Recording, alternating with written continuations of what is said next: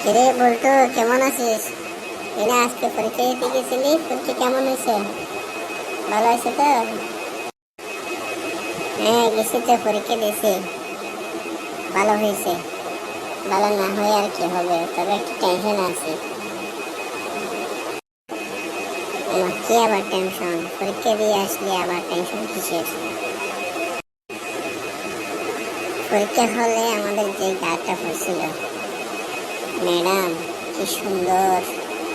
দেখি আমি ক্রাশ খাই ফেলছি, বুঝছস? এই কি কচি কাঁচা চেহারা, কি সুন্দর মুখ, কি সুন্দর ফিগার! আরে বন্ধু, কিরে বলিস কি, তুই ম্যাডাম দেখে ক্রাশ খাইছিস? এটা কেমন কথা? কি করি আর বলতো, ক্রাশ না খাই? ক্রাশ খাইছি ঠিক আছে, কিন্তু সবার খাতা সেট করে করে সাইন করে দেখে দেখে আসার পর আমার সিরিয়াল আসলো।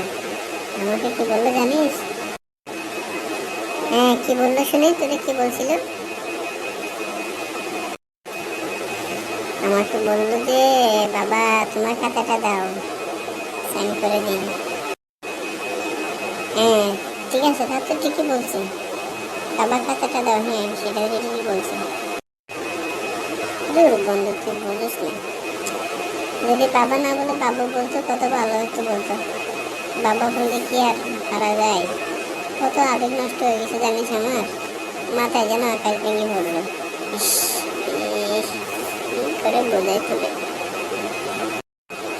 ওহো, তাই? ঠিক আছে, আমি তোর মনের দুঃখটা বুঝতে পারলাম।